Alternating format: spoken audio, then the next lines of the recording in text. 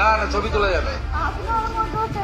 আমি ছবি তোলার জন্য আসিনি, ছবি তুলি না আমি সব করি।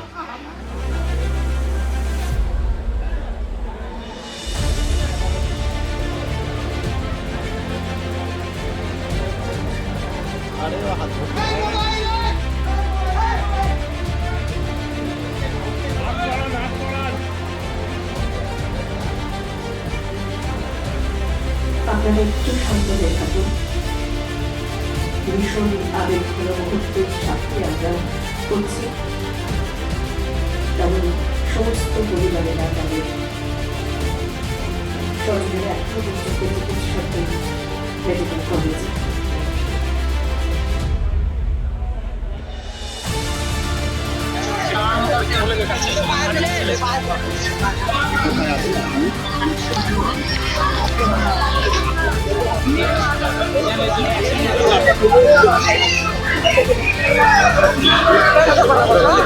পরিবারগুলোর পাশে আছে এটুকু বলতে পারি।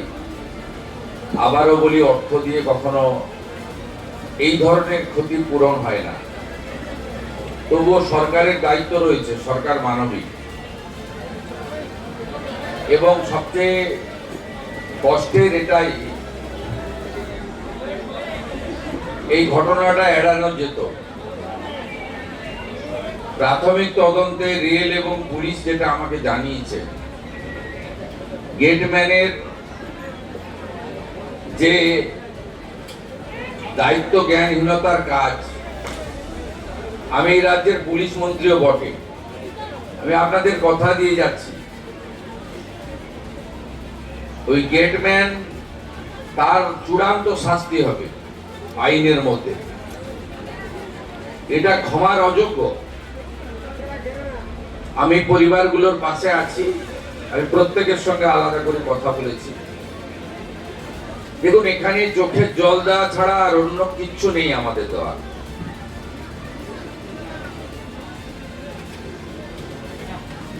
উপরওয়ালা, ভগবান, ঈশ্বর, যে যেভাবেই ভাবেন না কেন, এই পরিবারগুলোকে শক্তি দিক, তারা যাতে এই শোক কাটিয়ে উঠতে পারে।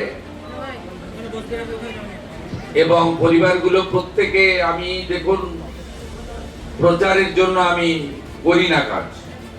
আমি যে অর্থ দিয়েছি সরকারি অর্থ, আমার অর্থ নয়। তার বাইরেও পরিবারগুলো যেগুলো যা চেয়েছে, কিছু দায়িত্ব আমি এসপিডিএম কে দিয়ে গেছি, তারা করবে। আর দুটো একটা দায়িত্ব আছে আমার, আমি সেটা করব। আপনাদের সকলকে বলবো, গ্রামবাসীদের, এই পরিবারগুলোর প্রতি লক্ষ্য নজর রাখবেন।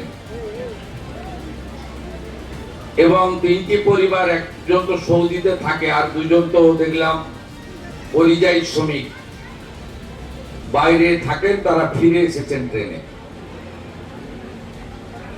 এই পরিবারগুলো যাতে কোনোভাবে একাকিত্ব ফিল না করে, আমাদের সকলের দায়িত্ব। যেমন পুলিশ প্রশাসনও লক্ষ্য রাখবে, আমিও নজর রাখবো, এই জেলা থেকে মন্ত্রী গৌরীশঙ্কর ঘোষ তিনিও নজর রাখবেন। এমনি আপনারা সকলে এই পরিবারগুলোর প্রতি নজর রাখবেন, এটুকু আমি প্রার্থনা করি। আমরা অনেক চেষ্টা করেছি বহরমপুর মেডিকেল কলেজে আহতদেরকে সকলকে বাঁচানোর জন্য, পারিনি বাঁচাতে সবাইকে। এখনো দুজন ভর্তি আছে, আমি এখান থেকে গিয়ে সেই দুজনের সঙ্গেও দেখা করব। আমি আপনাদেরকে শুধু তিনটে কথা বলে গেলাম। পরিবারগুলোর পাশে পশ্চিমবঙ্গ সরকারের ক্ষুদ্র প্রয়াস, পাশে দাঁড়ালাম। পরিবারগুলো যা চেয়েছে আমার কাছে, যেটা আমার ক্ষমতার মধ্যে, সব ক্ষমতা আমার নেই, আমি সেটা করব, 15 দিনের মধ্যে করব। তৃতীয় হচ্ছে, এই যে অপরাধী গেটম্যান, আমি পুলিশকে স্পষ্ট নির্দেশ দিয়ে যাচ্ছি, জেলে থাকাকালীন তদন্ত শেষ করতে হবে, চার্জশিট দিতে হবে, এবং কাস্টডি ট্রায়াল করিয়ে যাতে ক্যাপিটাল পানিশমেন্ট হয়। পুলিশ সুপার, ডিআইজি আছেন, তারা যেমন দেখবেন, ডিএম সাহেবকেও দেখতে হবে, স্পেশাল পিপি আপন করে, যাতে সেটা করে। আমি এই বিষয়ে স্থানীয় এমএলএ ভরত ঝাড়কে দায়িত্ব দিয়ে গেলাম।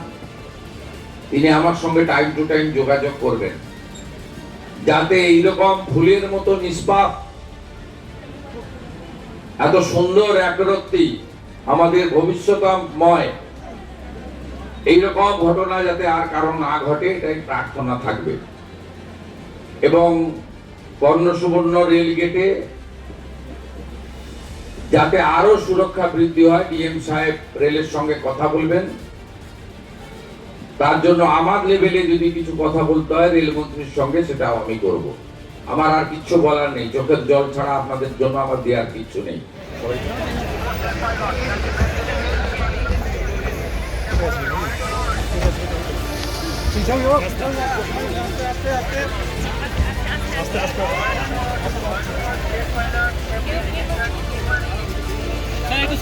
দাদা সামনেটা ছেড়ে দিন, সামনেটা ছেড়ে দিন একটু স্যার, একটু সামনেটা ছেড়ে দিন না।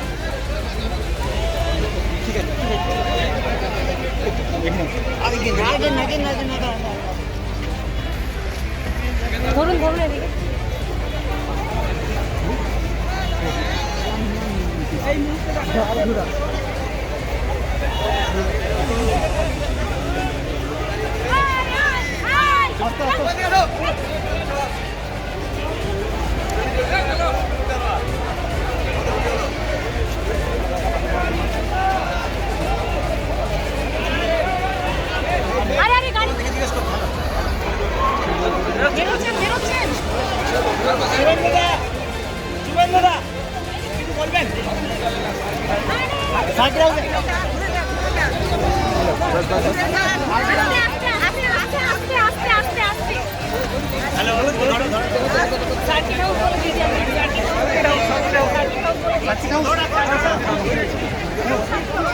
दादा पुश करो, मैम गाड़ी छोड़ दो, गाड़ी छोड़ दो मैम, गाड़ी छोड़ दो, गाड़ी छोड़ दीजिए मैम। आप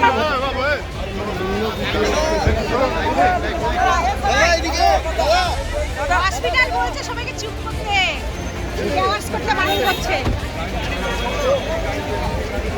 ও দিদি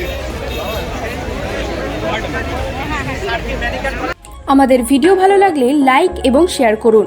কমেন্ট সেকশনে গিয়ে জানান আপনাদের মতামত। আরও ভিডিও পেতে আমাদের চ্যানেল সাবস্ক্রাইব করুন এবং প্রতি মুহূর্তে খবরের আপডেট পেতে প্রেস করুন বেল আইকন।